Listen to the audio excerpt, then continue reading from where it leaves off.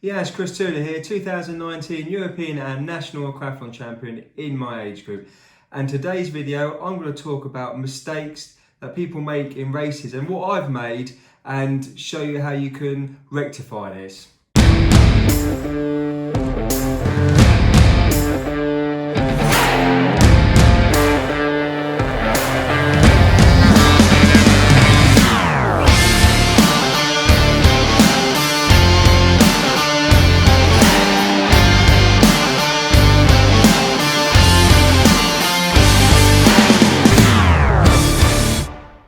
So this video, I'm going to talk about mistakes that people make in races, and I'm going to talk about my experience.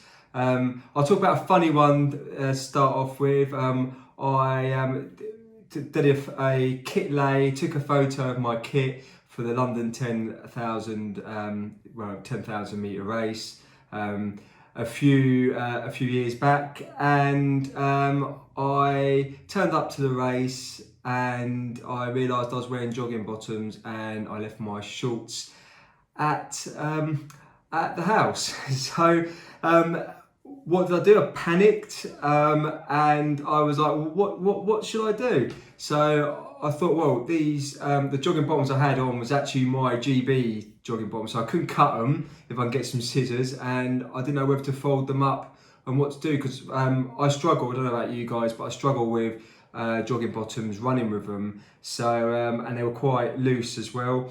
So I went around asking people if they had any spare pair of shorts, and obviously that wasn't great race prep mentally either. I was like, what am I going to do? It throws you out completely. I managed to find someone that actually did have a spare pair of shorts and was able to lend them to me. So if you're watching this, thank you very much. And I said I'll put them back, and he said I could keep them. And I did the race. I was obviously nervous and it threw me out, and I got a PB. So I was really happy with that. So it didn't end badly. So yeah, from my mistake from this, I learned that I always pack two of everything. Regardless what race I go to, if I'm going to a triathlon, it'd be two wetsuits. If I'm going to a aquathlon, two wetsuits. Triathlon, literally two of everything. So two of goggles, two pairs of trainers, two pairs of shorts, two pairs of tri-suits. I take two of everything. I now write a list. So I write a list, a checklist of what I need to take, and that way I don't forget. So I go through my checklist, tick it off before I go, and then I made sure I've got it. Obviously I don't take two bikes with me or two helmets, but yeah, I think you get the drift with that. Another thing, so another tip is that don't drink too much. Now, I drink a lot of water and I like to rehydrate. Now, you don't want to drink overhydrate, because if you overhydrate, it can cause you serious problems in your race, especially if you're doing a marathon and you've flushed out all those electrolytes. It can be very, very dangerous. So I drink a lot of water, just enough to be rehydrated. Of course, I do end up running to the toilet a bit just before a race. I find that that's really helpful. But obviously, depending on what the race you're doing, it's important that you take on the gels that you've been training with, and you take on fluids during the race as well. But that was so I learned the hard way in the early days, not drinking enough.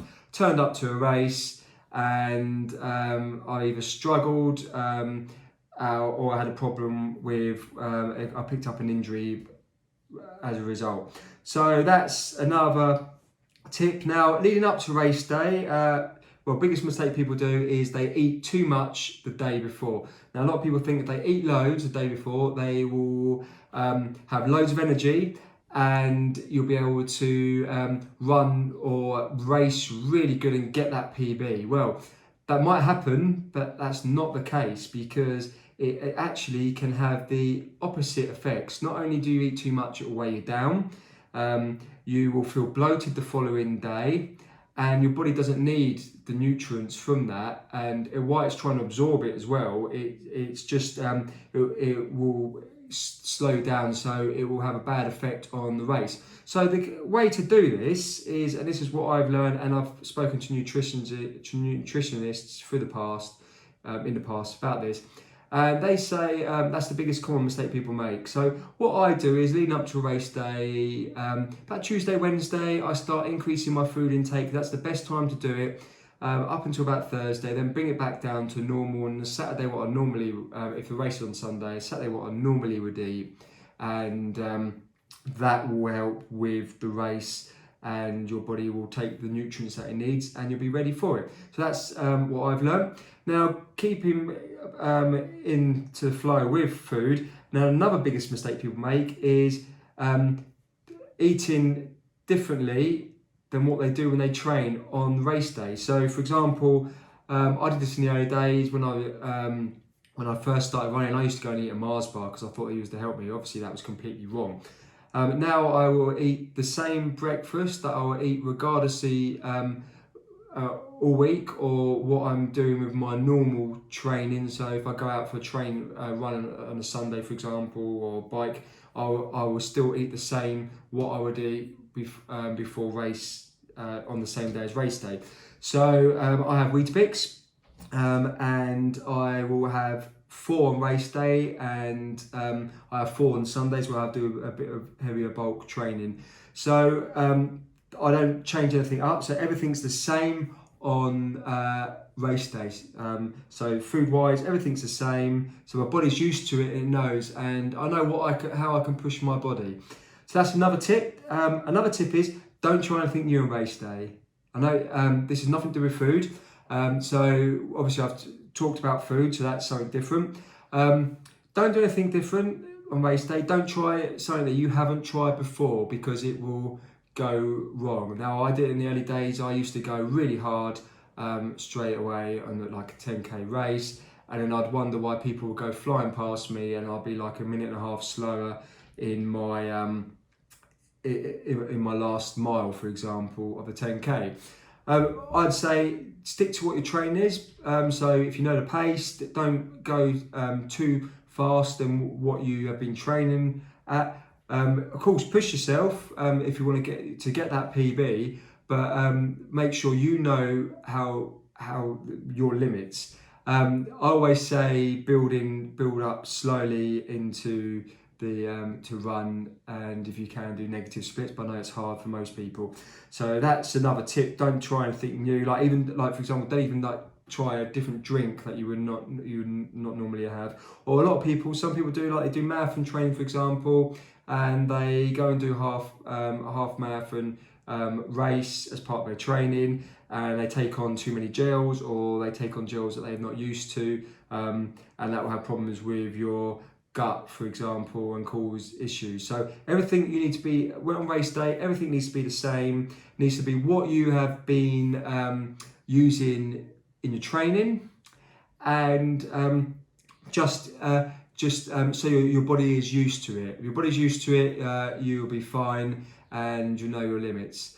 Another mistake is as well, people don't train for a race. They think that if they turn up to a race, they can wing it. That's not the case. You might get away with it on sometimes, but of course you will cause a lot of problems. So make sure you train for your particular race that you want to. And I know it sounds obvious, but there's a lot of people that actually turn up to marathons and don't do any training. And then so there's an example. So these are some of the tips that I've gained through my experience, and what I've seen people do. So there's only a few tips, but hopefully they're helpful. What are your tips?